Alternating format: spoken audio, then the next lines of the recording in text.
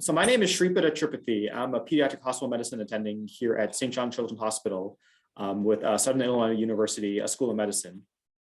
Great, thank you. And I know you did the inclusive leadership lab.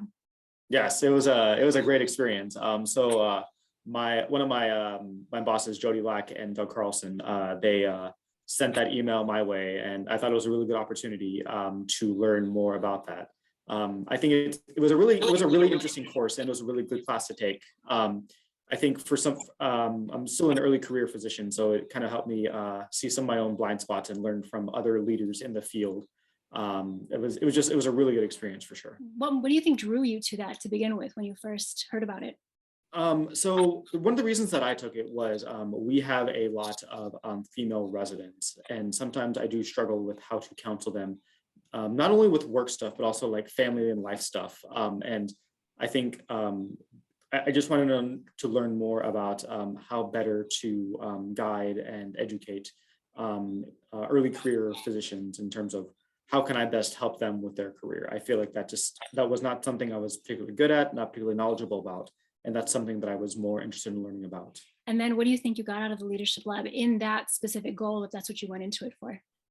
So I think basically in terms of like how to help some of my female residents like speak up and make sure their voices are heard. One of the things that David and Brad, the two people that led the course was how do I as a physician help them have a voice in terms of like encouraging them in terms of like making sure like their opinions and voices are heard.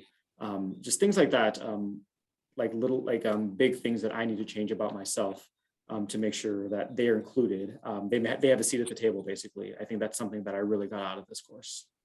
Can you give us an example of a time or anything where you really saw that Yeah, learned you were able to present that differently? so I think a lot of times we will have meetings and sometimes they may be, for example, it may be like a big center table and some chairs on the side. So one of the things that Brad and David encouraged us to do is like encourage them to like, hey, you don't need to be sitting on the side. Why don't you come to the table and actually like be seated amongst everyone else so that you are an equal with everyone else that is talking. And I think the other thing that I really try to do now is if they're quiet or something like that, actually say, hey, what do you think about this? Because they may be too shy or they may be too nervous to say something. And they have a lot of interesting things to say. And I think learning from their perspective and hearing their perspective is something that is important and something that I try to do more. Have you found that your interactions in general, like whether with men or women, but just in general as a leader, have you found that your experiences, your interactions have changed after the leadership lab? And if so, do you mind telling us what you think is changed? I would say so. I think part of my silent meetings is to like talk a lot more. I think it was really important because like as an early career faculty member, like sometimes I was a little bit nervous to talk, but some of the coaching that I got from my mentors was, there's a reason that you're here. There's a reason that you're at a meeting and people want to hear your voice. So I originally thought that I wanted to be the first person out there to say something to make sure that my voice was heard. I think now I'm not sure that's the best way to go about things. I think a lot more, I would try to listen a lot more to what people have to say and respond to that versus talking a lot more. So I would say my ratio of talking to listening has now more towards the listening than the talking. It sounds like maybe you also learn listening skills besides sort of supporting skills and encouraging others. Yeah, I would say so. I think actively listening to what people have to say, both men and women, to see like, oh, okay, this is what they're trying to say. How can I contribute to that conversation, or what can I get out of that? I think is something I really learned from this. Was there something surprising about the course that you were like, oh, I never thought about this, or I never knew this? So one of the first assignments one of the first few assignments, I don't think it was the first assignment, but one of the first few assignments that we had to do was go out and talk to female colleagues about what is it that they wish that men knew about being a woman in medicine.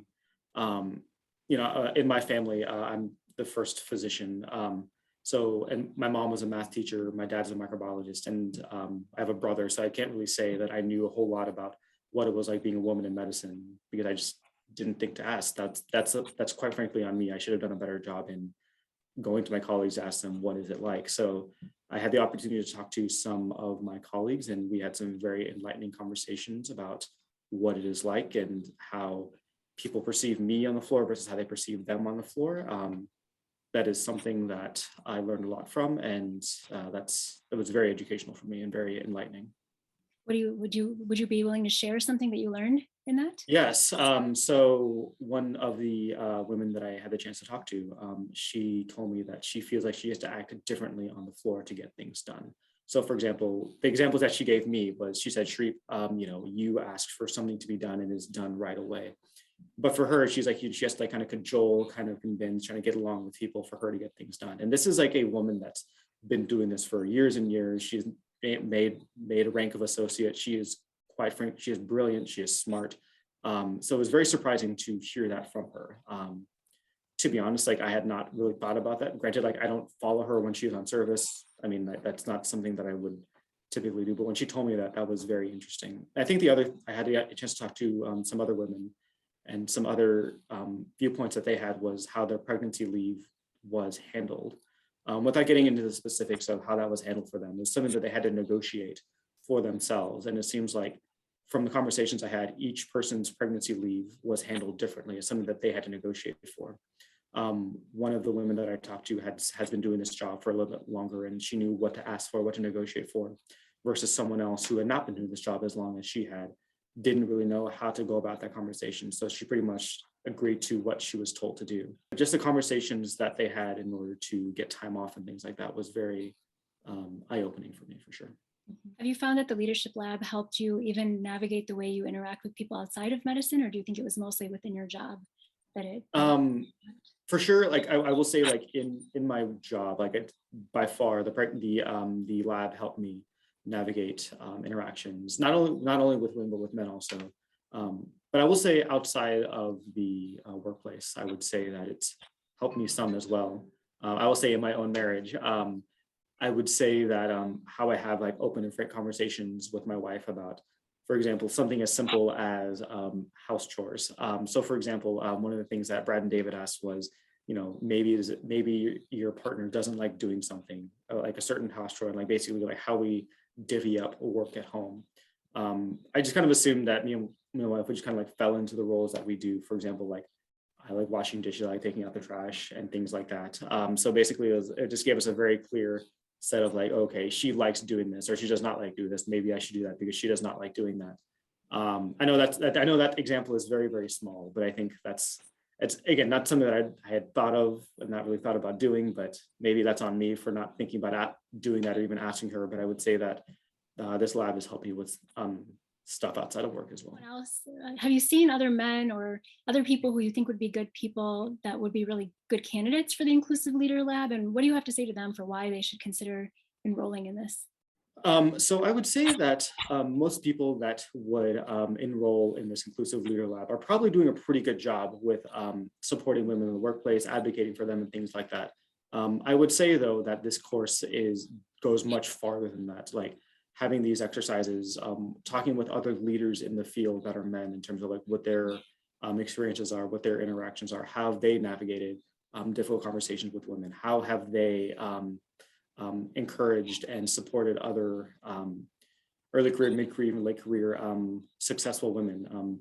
I would say that this course was very helpful for me in terms of how to better advocate for my residents in terms of what are their needs, how do I counsel them in terms of how to help them with their potential career paths if they have a family or don't have a family or something like that.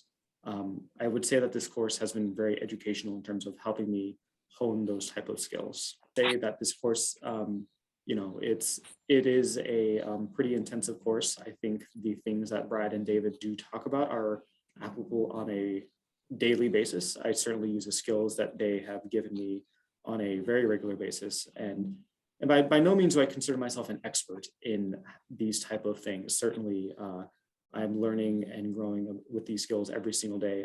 By no means am I like the best person in the world at this, but I know that this is something I need to continue to work on and do continue to work on every single day.